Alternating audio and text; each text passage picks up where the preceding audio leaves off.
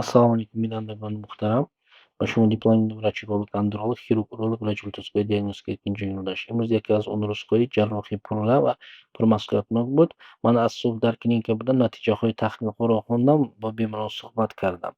Бар асоси протоколҳо ва нишондиҳандаҳои дақиқ ҳар як амалиётро боз як бор баррасӣ намудам. Барои ман ҳар як ҷарроҳӣ ин танҳо техника нест, ин тақдири мард, эҳсоси ва умеди оилаҳо мебошад. Э, Пас аз чанд қадам ман ба утоқи ҷарроҳӣ мерасам. Дар даромадгоҳ дастаромро бо диққат мешӯем, либосҳо стерилӣ мепӯшам. Ҳар чиз бояд комилан бехатар мувофиқи протокол бошад. Дар оператсионная манро опербригада интизоранд. Ёрдамчиён, анестезиолог ва ҳамшираҳои ҷарроҳӣ, оператсионная медсестра ва якҷоя ҳама асбобҳоро месанҷем, микроскоп ва ташхисоти заруриро тайёр мекунем. Ҳамаи тафсилот назорат мешаванд, аз ҷойгиршавии бемор то нур ва дастгоҳҳои микроскоп. Ҳамаи мо медонем, ин на танҳо амалиёт, ин масъулияти ҳаётан муҳим аст.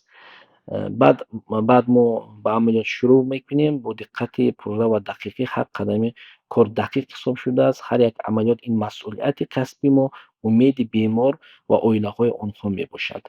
Бинандагони муҳтарам, мо имрӯз mana 3 та оператсия кардем.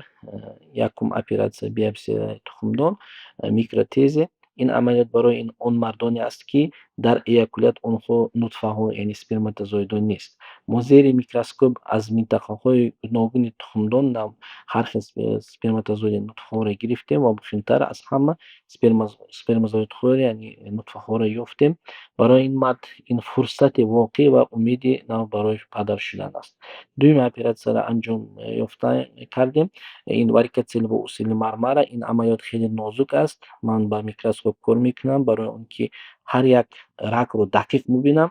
Баъди муайян кардани рагҳои патология онҳоро баста, лимфа ва артерияҳоро эҳтиёткорона нигоҳ медорам ва яра намерасам, барое ки ура агар бирасем ҳар хел проблема пайдо мешавад. Барои ҳамин фақат ҳамин микроскоп қатъи ҳамон рагҳое ки патологияни варам шудаги рагҳоро мегирем. Сабаби асосии ин амалиёт беҳтар кардани функсияи тухмдон ва беҳтар кардани сифати сперма нутфа мебошад ва ин қадами хеле муҳим барои мардони бефарзанд аст. Дуюм оператсия сеюм оператсия лигаментотомия буд. Дар ниҳоят мо амалиёти лигаментотомия гузаронидем. Ин амалиёт барои дароз кардани узви мардона мебошад.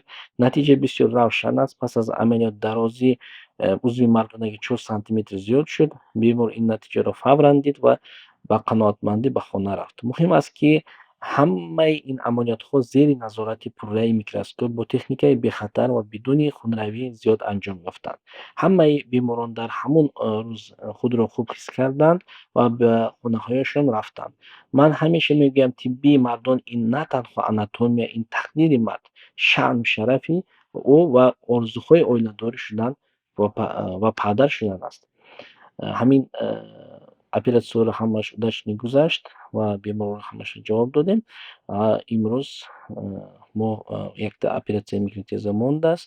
Пайдоваи ба ҷавоб медиҳем.